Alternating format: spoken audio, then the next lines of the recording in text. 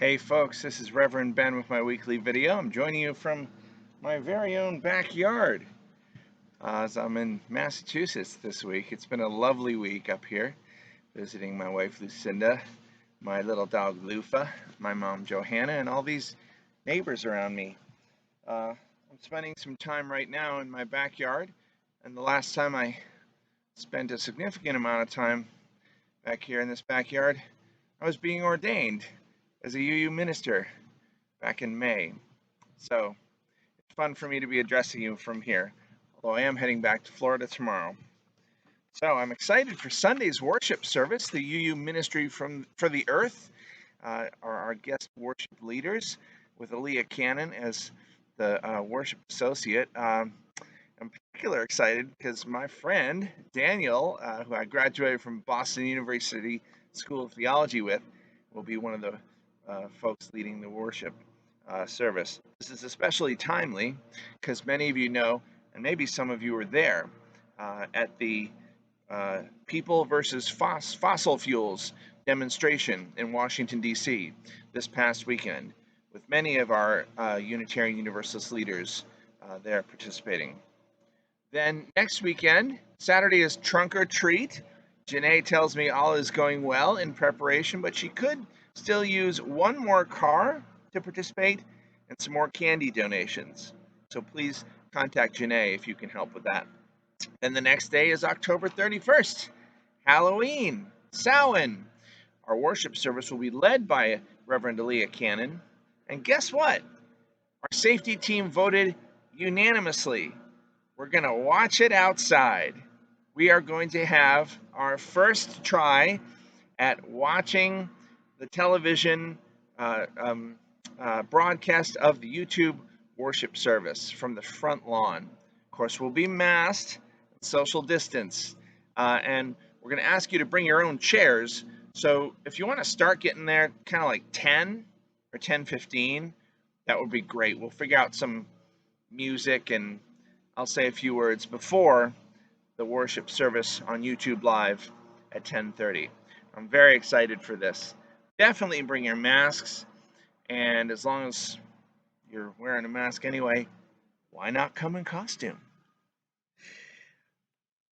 It is time to exercise our fifth principle of Unitarian Universalism, the participation and use of the democratic process. I get to vote for my first time as a Florida voter. And Karen Cole and others at the League of Women Voters have been telling me about these ballot initiatives that those of us who live in St. Petersburg have the opportunity to support. So I encourage you to exercise your democratic process, not just vote, but do some research before about those ballot initiatives. Let us know if you need any help or more information on that. And finally, many of us I know are involved in the Beloved Conversations class. I know I am, and I've been getting a lot out of it.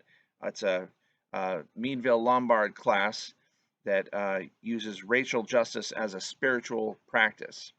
And along those lines, last week, several of our congregation members joined in a virtual community conversation on the impact of structural racism and efforts to dismantle it in St. Petersburg. So thank you so much, those of you who attended that. I was unable to attend that, but I appreciated Sharon Winter's summary of this. And the quote that really struck me was one she brought from Brother John Muhammad, a prominent community activist, who said, "Those who are comfortable with the status quo will not invest in changing it and will actually fight to maintain it." So I'd like to leave you with sort of a warm, feel-good message.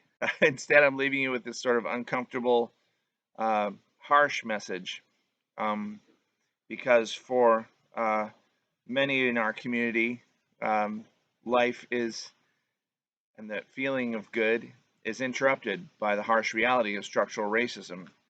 And those of us who are white in this community have, I think, a responsibility to do what we can to change that, whether it's through Beloved Conversations class, through this community initiative, or just by continuing to educate ourselves as whites, those of us who are white, to stand against racist microaggressions, to believe BIPOC people Black, Indigenous, and people of color when they tell us what their experience is of structural racism and racist microaggressions.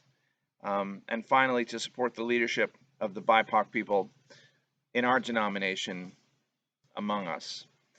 I hope you all have a wonderful weekend. I will see you Sunday, and I will be back in Florida to see you in person. Take care.